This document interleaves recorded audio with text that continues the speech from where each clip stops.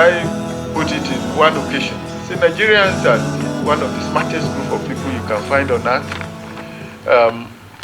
We can make decisions. We are informed. We know how to really move along with the various advances in different areas.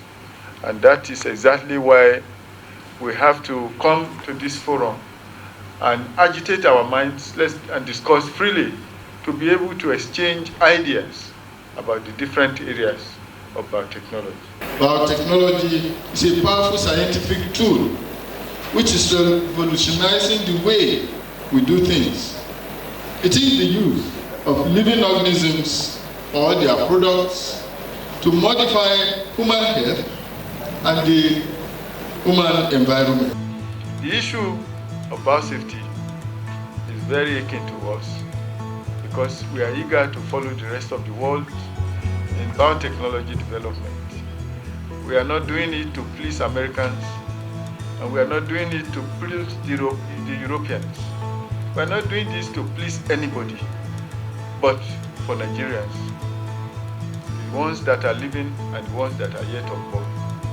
We need to take our own destiny in our own hands and not be toyed around by anybody's ideological pessimism. We started when I came to NAFDA working with the Nigerian Agricultural Biotechnology Project. This was the production of the transgenic African mosaic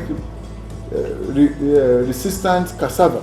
And when we started talking about it, the Bill and Melinda Gates Foundation came to our agency, and I pointed it out to them. I have been doing awareness. Nigerians are eager to have this technology, but they are now eager that we should get it. And they said, okay, we will work with you, we will put in investment and put in place where the process will be done in Nigeria.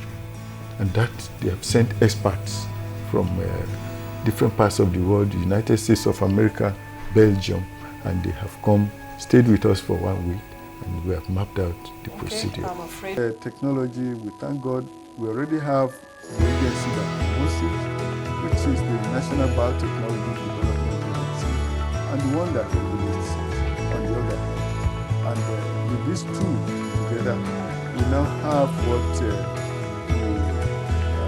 African Union has already promulgated, that Africa has to take this technology precaution. Nigeria has adopted, let me say, the precautionary approach. We always think we are sure we are ready to do.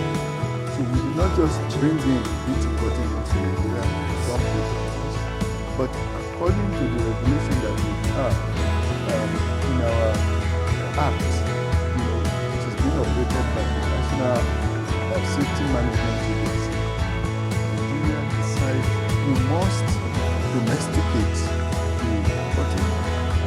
The trials have to take place, both confined and confined field trial, which is going on.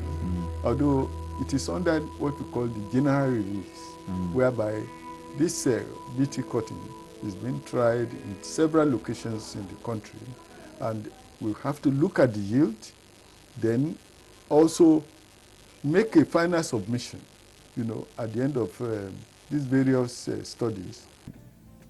And then suddenly, Nancy called us and said, "Oh, I have something for you to consider." And we said, "What is that?" He said, "The OFAB, that it is called the Open Forum on Agricultural Biotechnology." Then we knew that was exactly what we needed. And we looked at it in a manner that Nigeria had to own OFAB. So we did not let it be just an affair for the National Biotechnology Development Agency alone. but we had to. And so we wrote to the Executive Secretary of the National Agricultural Research Council, ARCN. We also wrote, so we had a tripartite kind of agreement from science and technology to agriculture, and then of course here. to the Ministry of So Environment.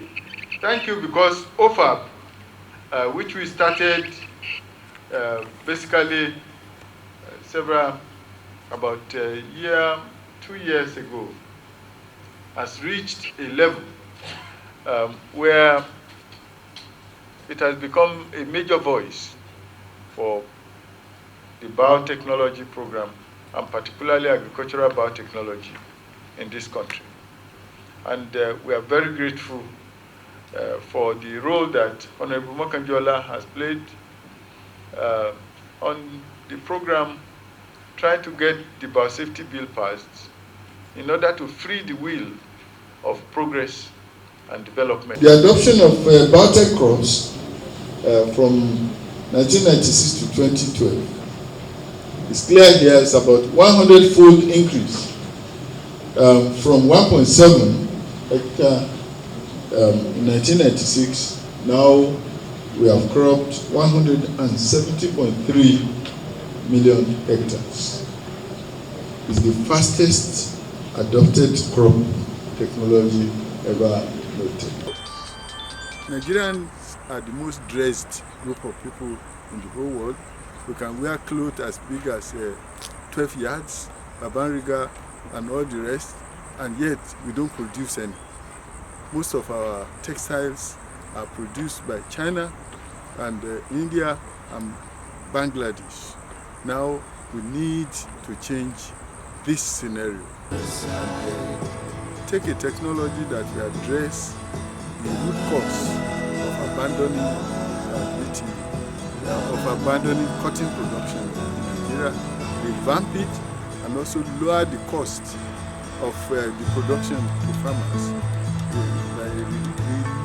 at least reducing maybe up to 80% of the farm input in terms of pesticide cost, and of course even the health of the farmers who are doing the spraying needs to be addressed. And some people were even thinking that the taffa grass was something of GMO, but there was no GMO yet in Nigeria, thank God.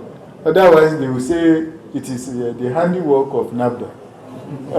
But taffa grass is there, and many of the canals that were produced in the north around the Kano State and the Adegia, they are blocked and cannot be effectively used to convey water to where irrigation takes place. Biotechnology basically was one of those things that came up when biology had to be integrated with technology. Product stewards must continue. You must continue to support the farmer, whoever you are doing. Product stewardship is important. You cannot give it to him and turn your back. We've seen the example of where, after several years, Volkswagen is withdrawing several cars, and it's costing it colossal amount of money because they made a false claim saying the emission is so, while the actual thing is much less. And one of the greatest men there said, lead them. If what they are preaching is false, it will die a natural death.